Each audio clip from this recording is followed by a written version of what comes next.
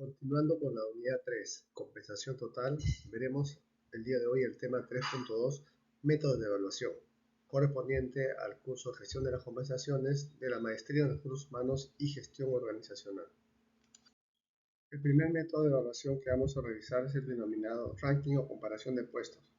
Este método se clasifica los puestos de acuerdo a su importancia, de mayor a menor uno va determinando, y este método también busca determinar esos términos en función de deberes, de responsabilidades y demandas que pueda tener de trabajo cada uno de esos puestos, ¿no? Es un método simple, es un método muy económico ponerlo en práctica y es aplicable para empresas sumamente pequeñas, no más de 10 o 12 trabajadores, ¿no? Consume poca documentación ponerla en práctica. Ahora, no hay un criterio definido de juicio, va a depender del juicio por lo general, del gerente general o del dueño de la empresa. No hay una forma adecuada de medir cuáles son las diferencias entre un criterio y otro criterio y se convierte definitivamente este método en inoperante cuando hay un gran número de puestos. Otro método de evaluación es el denominado gradación o clasificación de puestos. Pero ¿cómo se define una clasificación de puestos? Es aquellos grupos de trabajos diferentes o de dificultad similar que requieren habilidades similares para realizarlo. Es por eso que se clasifica en niveles, por ejemplo, nivel operativo, nivel administrativo, nivel técnico, nivel profesional, nivel ejecutivo, asesor, director.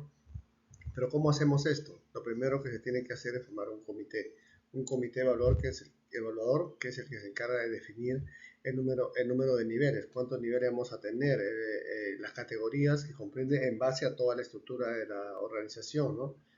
Y por cada nivel va a tener que determinar definiciones de a qué corresponde ese nivel y con base a un listado general que pueda tener la empresa, empezar a clasificar a las personas dentro de qué nivel serían consideradas.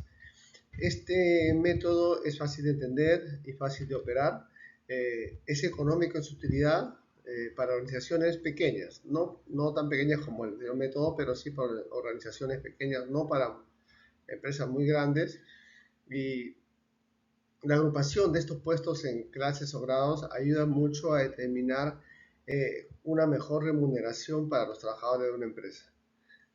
Una de las dificultades que tiene es que no es claramente definido porque es subjetivo, ¿no? O sea, no es un criterio objetivo porque lo define al final un comité.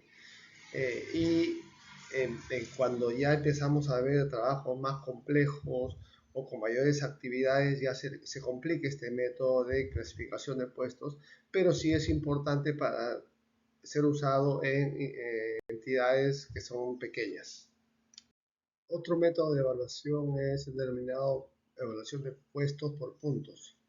¿Qué significa esto? Que los puestos se dividen en función a varios factores, como puede ser habilidad, el esfuerzo, la formación, conocimiento, responsabilidades, y lo que se hace luego es asignar puntos a estos factores. Pero ¿cómo sería el procedimiento para hacer este trabajo? Primero, se tiene que determinar los puestos que van a ser evaluados. Segundo, determinar qué factores vamos a utilizar para dar evaluación a esos puestos.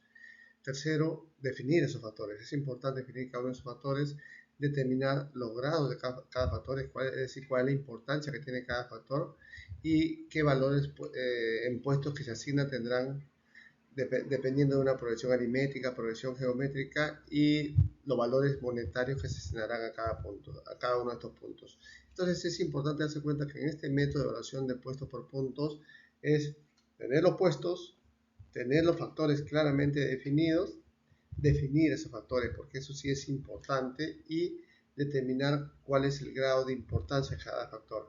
Y en base a eso se determinarán los valores monetarios que se asignan.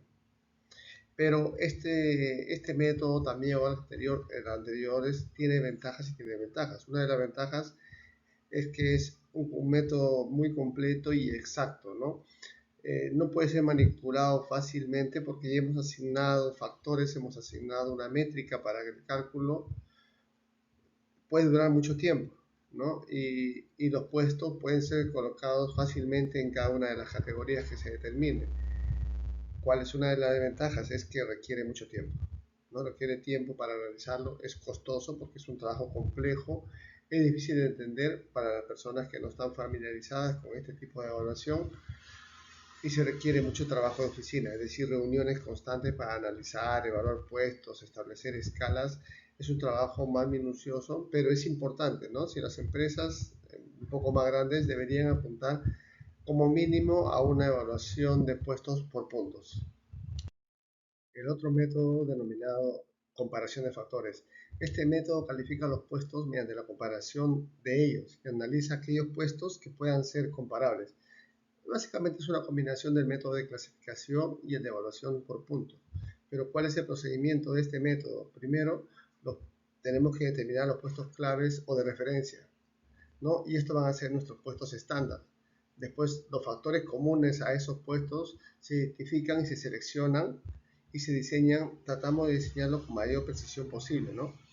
En este método es importante porque te permite identificar los puestos claves y determina, por lo general, una base justa y equitativa de las remuneraciones, ¿no? De remuneraciones.